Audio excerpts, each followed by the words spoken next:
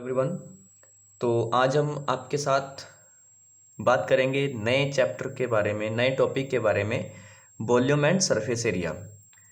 सो आइए देखते हैं इसकी थोड़ी सी इंट्रोडक्शन में हम बात करेंगे वॉल्यूम क्या चीज़ है, कैपेसिटी क्या होती है, उसके बाद volume of cube and cuboid क्या होता है, और साथ में डिस्कस करेंगे कैपेसिटी क्या होती है, कैपेसिटी के यूनिट्स क्या होते हैं, वॉल्यूम के यूनिट्स क्या होते हैं, कैसे वॉल्यूम कैलकुलेट करना होता है। ये सारी बातें हम यहाँ पे डिस्कस करने वाले हैं। तो देखते हैं सबसे पहले वॉल्यूम क्या चीज़ है। Volume the amount of space which is occupied by any object और solid is called its volume. देखिए, कोई भी सॉलिड या कोई ऑब्जेक्ट, आपके पास पेन है, जैसे मेरे पास पेन है, मैंने ये पेन रख दिया, इसने क्या कर लिया, कहीं एक स्पेस ऑक्यूपाइड कर लिया, कहीं हवा में इसको लटका रखा है तो हवा में ये स्पेस ऑक्यूपाई कर रहा है। बात समझ आ रही है। एक क्यूब है कोई या कोई कमरा है, कमरे ने इस जमीन के अंदर, मतलब इस एटमॉस्फेयर में एक स्पेस कवर कर रखा है, एक ऑक्यूपाई कर रखा है। तो जो भी कोई चीज़ स्पेस ऑक्यूपाई करती है, वो जो अमाउंट स्पेस का ऑक्यूपाई किया है उस चीज़ ने, उस अमाउंट को हम क्या बोलेंगे, volume, volume of the object. Next हमारे पास आता है capacity. Capacity is the volume of the liquid a container can have. Capacity क्या है? कैपेसिटी एक कंटेनर की कैपेसिटी है, किसी कंटेनर की कैपेसिटी की बात कर रहे हैं। कैपेसिटी मीन्स क्षमता। कोई भी कंटेनर है वो अपने अंदर कितना लिक्विड जो है वो स्टोर कर सकता है, अपने आप में कितना लिक्विड स्टोर कर सकता है। जैसे हमारे पास बाल्टी होती है, बकेट, एक बकेट के बीच में कितना पानी जो है वो स्टोर किया जा सकता है, 15 litre, 10 litre, 5 litre, 20 litre, 25 litre, etcetera. और पानी की टंकी है, प्लास्टिक की पानी की टंकी आती हैं, 500 लीटर की आती है, 1000 लीटर। तो वो उसके बीच में कितना पानी भरा जा सकता है, वो कैपेसिटी है।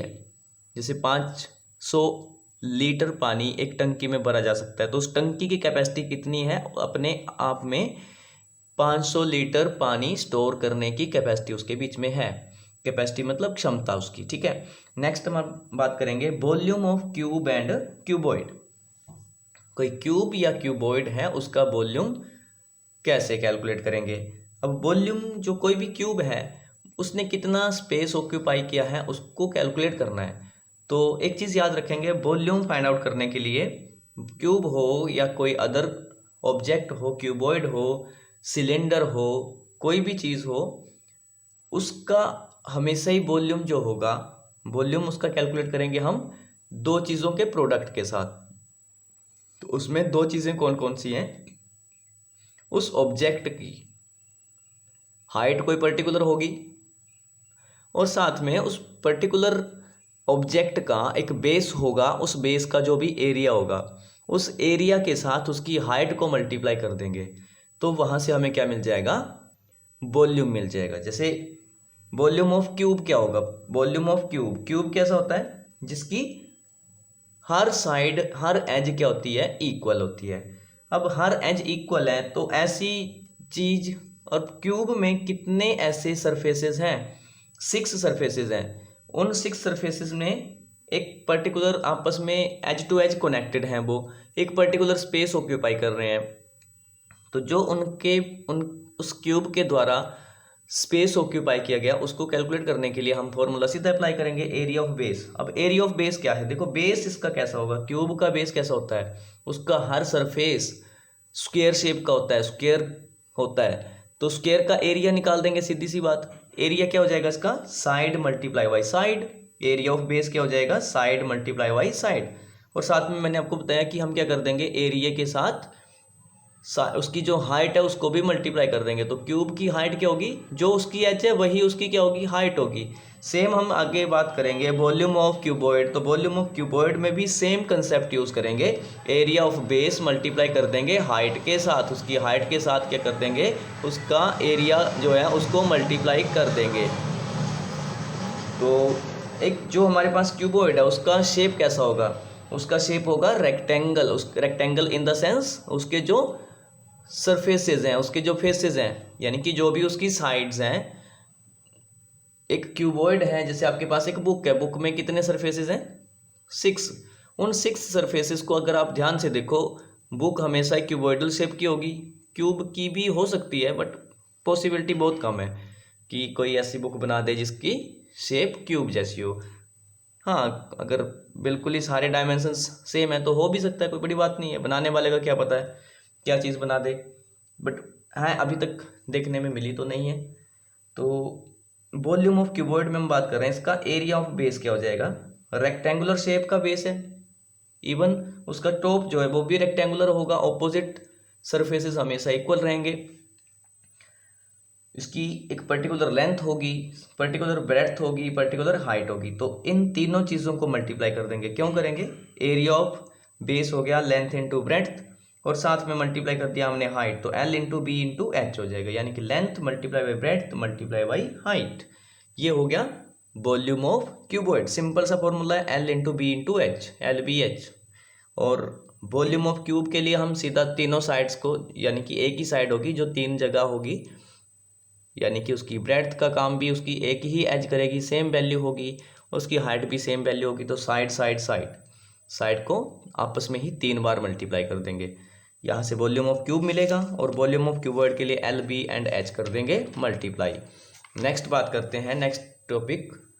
अब ये जो हमने वॉल्यूम कैलकुलेट किया, इसका कोई पर्टिकुलर यूनिट भी होगा, उस यूनिट को भी हमें ध्यान में रखना पड़ेगा। तो यूनिट्स ऑफ वॉल्यूम क्या हो जाएंगे? Unit cube. जो भी यूनिट होगा उसका क्या लगा देंगे? क्यूब। क्यों लगाएंगे? देखो एक चीज़ पीछे चल के देखते हैं। हमने क्या किया? 3 साइड्स को आपस में मल्टीप्लाई कर दिया, इधर भी एल बी एच, 3 चीज़ें मल्टीप्लाई हो रही हैं।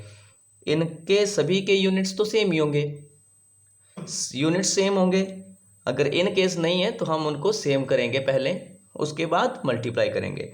सेम यूनिट्स हो गए, जैसे सेंटीमीटर इसके साथ है, सेंटीमीटर इसके साथ है, सेंटीमीटर इसके साथ है। तो जैसे हम अलजेब्रा में पढ़ते हैं x multiply by x multiply by x, उसको हम क्या लिख देते हैं? X raise to power 3। वैसे ही a multiply by a multiply by a, उसको भी क्या लिख देते हैं? ए क्यूब। तो सेम यहाँ पे क्या हो गया? सेंटीमीटर है, सेंटीमीटर यूनिट है भाई। यूनिट यानी कि उसकी लेंथ के बारे में बात हो रही है, उसकी यूनिट्स हैं उसके, सेंटीमीटर, मिलीमीटर, मीटर, उन सब के ऊपर क्या लगा देंगे? पावर 3। क्यों लगाएंगे? क्योंकि 3 सेंटीमीटर आपस में मल्टीप्लाई हो रहे हैं। सेंटीमीटर इंटू सेंटीमीटर क्या होता है? Centimetre square. जब स्क्वायर के साथ एक और सेंटीमीटर ऐड कर दिया तो पावर ऐड करके 3 हो जाएगी। वैसे ही इधर अगर मीटर आ जाता है तो metre into metre into metre क्या हो जाएगा? Metre cube. इस वजह से क्या होता है? वॉल्यूम के यूनिट्स हमेशा क्यूब के साथ आते हैं, क्यूब के साथ होते हैं। अगली बात करते हैं, देखो यूनिट क्यूब में, यूनिट क्यूब तो क्या हो सकता है? सेंटीमीटर क्यूब हो सकता है, मीटर क्यूब हो सकता है, मिलीमीटर क्यूब हो सकता है, फीट क्यूब हो सकता है, किलोमीटर क्यूब हो सकता है, या इस तरीके से और भी यूनिट्स जो हैं वो हो सकते हैं। जो भी पॉसिबल यूनिट्स हैं, डेसीमीटर क्यूब हो सकता है, डेकामीटर क्यूब हो सकता है, एटसेट्रा। अब नेक्स्ट टॉपिक हमारे पास है यूनिट्स ऑफ कैपेसिटी। कैपेसिटी कैसे मेजर करेंगे भाई? कैपेसिटी का हमने पहले ही बात बताई कि कैपेसिटी क्या है? ये किसी पर्टिकुलर लिक्विड का वॉल्यूम है, किसी पर्टिकुलर लिक्विड का वॉल्यूम है, यानी कि कंटेनर की कैपेसिटी। उस कंटेनर में कितना वॉल्यूम ऑफ लिक्विड हम स्टोर कर सकते हैं, कितना वॉल्यूम ऑफ लिक्विड यानी कि कितना लिक्विड, कितना पानी, कितना दूध, कोई अदर लिक्विड चीज़ कितनी उसके बीच में रख सकते हैं, स्टोर कर सकते हैं। तो उसकी कैपेसिटी जो भी है हम लीटर, मिलीलीटर, किलोलीटर, इन सब के साथ डिनोट करते हैं। और भी बहुत सारे यूनिट्स हैं कैपेसिटी के, जैसे गैलन, गैलन जिसको बोलते हैं। तो फिलहाल आपके ज़रूरत में इतनी है, मिलीलीटर, लीटर और किलोलीटर, इनफ। नेक्स्ट, ये हमें एक यूनिट्स ऑफ कन्वर्जन भी ध्यान में रखना है। ये चीज़ें आपने 5th क्लास में पढ़ी हुई हैं, यूनिट कन्वर्जन, ठीक है। तो छोटा सा ब्रीफ डिटेल हम रिकैप करते हैं।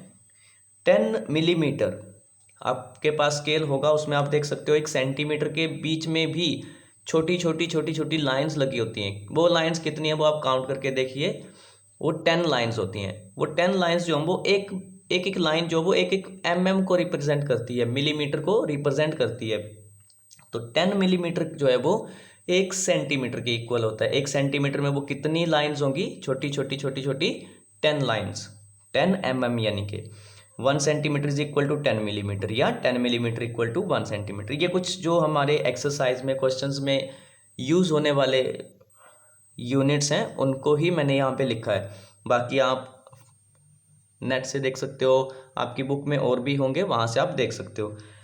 तो 10 millimetre is equal to 1 centimetre. अब इसका जब क्यूब करेंगे, 1 सेंटीमीटर का कोई क्यूब है, ठीक है जी, उसका हमने वॉल्यूम निकाल दिया, तो 1 इंटू 1 इंटू 1 यानी कि 1 centimetre multiply by 1 centimetre multiply by 1 centimetre. Cube की साइड हमने 1 सेंटीमीटर ली, तो उसका वॉल्यूम क्या बनेगा, 1 को 1 से मल्टीप्लाई करने पे 1 ही मिलेगा, 1 सेंटीमीटर क्यूब हो जाएगा। यूनिट क्यूब की बात की तो यहाँ पे क्या हो जाएगा, सेंटीमीटर क्यूब। अब इसको हम मिलीमीटर में देखें तो क्या होगा, 1000 मिलीमीटर क्यूब। क्यों होगा, क्योंकि 10 मिलीमीटर, 1 सेंटीमीटर को हमने 3 बार आपस में मल्टीप्लाई किया। तो सेम यहाँ पे अगर 1 सेंटीमीटर की जगह 10 मिलीमीटर लिखा हुआ है तो 10 millimetre into 10 millimetre into 10 millimetre होगा। जब 10 को आपस में 3 टाइम मल्टीप्लाई करेंगे क्या हो जाएगा, 1000 हो जाएगा। और मिलीमीटर इंटू मिलीमीटर क्या हो जाएगा, इंटू का मतलब मल्टीप्लाई है। सो 10 मिलीमीटर इंटू मिलीमीटर का सारा कुछ करके 1000 मिलीमीटर क्यूब हो जाएगा। नेक्स्ट सिमिलर हमारे पास है 10 सेंटीमीटर। ये 10 सेंटीमीटर का क्या होता है, एक डेसीमीटर होता है। 1 decimetre is equal to 10 centimetre. और इसका जब क्यूब करेंगे तो 1 डेसीमीटर का क्यूब क्या हो जाएगा, 1 डेसीमीटर क्यूब, क्योंकि 1 को 1 से मल्टीप्लाई करके 1 आएगा और डेसीमीटर का क्यूब हो जाएगा। आगे 1 डेसीमीटर में कितने सेंटीमीटर की बात हमने की, 10 सेंटीमीटर। देखो 10 सेंटीमीटर है 1 डेसीमीटर में, तो 1 डेसीमीटर क्यूब में कितने हो जाएंगे, 10 सेंटीमीटर का क्यूब, दैट इज 10 का क्यूब 1000 और सेंटीमीटर क्यूब। देखो 1000 मिलीमीटर क्यूब का 1 सेंटीमीटर क्यूब, और साथ में 1000 सेंटीमीटर क्यूब का 1 डेसीमीटर क्यूब। नेक्स्ट बात करते हैं 10 डेसीमीटर। 10 डेसीमीटर जो है वो 1 मीटर के इक्वल होते हैं।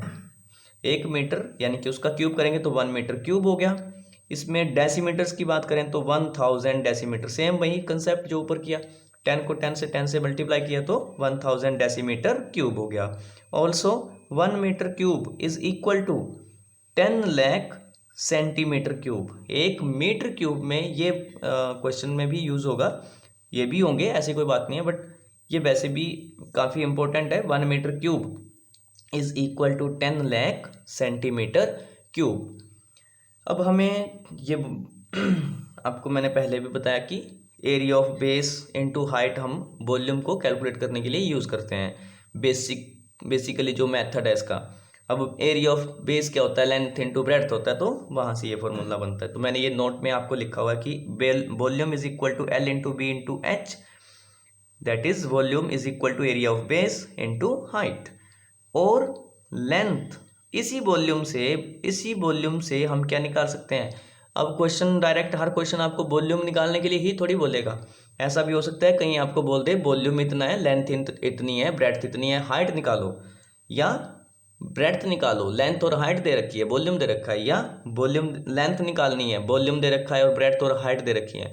तो उसके लिए क्या करेंगे भाई, जो चीज़ निकालनी है उसको इधर रखो, बाकी दोनों चीज़ें उठा के वॉल्यूम के नीचे लिख दो डिनोमिनेटर में।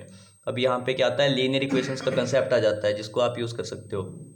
तो सिंपल सी बातें हैं, लेंथ क्या हो जाएगी, volume upon breadth into height. अगर आपको ब्रेड्थ निकालनी है, लेंथ हाइट और वॉल्यूम गिवन है, तो breadth is equal to volume upon length into height. वैसे ही सिमिलरली हाइट निकालनी है तो volume upon length into breadth. हमेशा ही इन 4 चीज़ों में से 3 चीज़ें आपको गिवन होंगी और एक चौथी चीज़ आपको कैलकुलेट करनी है। तो इंट्रोडक्शन में बस इतना ही, बाकी हम एक्सरसाइज के कुछ क्वेश्चंस को लेके आपके साथ मिलेंगे नेक्स्ट वीडियो में। Thank you so much.